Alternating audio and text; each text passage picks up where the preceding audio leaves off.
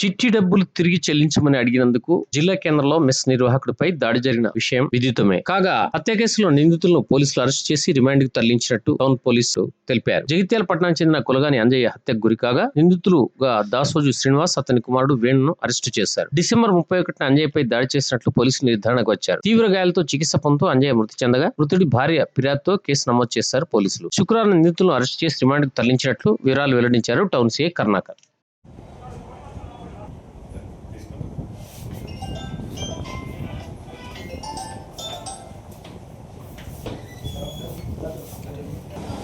మొన్నటి రోజున అనగా డిసెంబర్ 31, 2025 రోజు సాయంత్రం రోజున జగిత్యాల పట్టణానికి గోవిందపల్లికి చెందిన కులగాని పద్మ భర్త పేరు అంజయ్య అన్న ఆమె ఇచ్చిన ఫిర్యాదు మేరకు తన భర్తను జగిత్యాల పట్టణంకి చెందిన బాసోజు శ్రీనివాస్ మరియు ఆయన కొడుకు వేణుచారి ఇద్దరు కలిసి తన భర్త దగ్గర చిట్టి డబ్బులు ఎత్తుకొని 12,000 రూపాయల చిట్టి డబ్బులు ఇవ్వలేదు అని అడుగుతుంటే చిట్టి డబ్బులు ఎలాగైనా ఎగ్గొట్టాలని ఉద్దేశంతో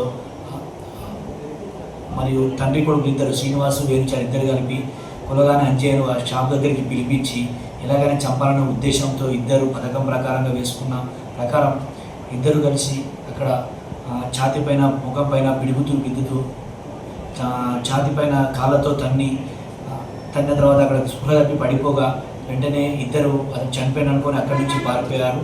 కులగాని అంజయ్య భార్య పద్మ ఇచ్చిన ఫిర్యాదు మేరకు బిఎన్ఎస్ సెక్షన్ కింద కేసు నమోదు చేసి దర్యాప్తు చేపట్టి ఈరోజు వాళ్ళిద్దరిని బాసోజు శ్రీనివాస్ అతని కొడుకు వేణుచారి ఇద్దరిని లింగంపేట జగిత్యాల పట్టణ శివారులో లింగంపేట గ్రామ శివారులో ఇద్దరిని అరెస్ట్ చేసి రిమాండ్కు పంపనైంది.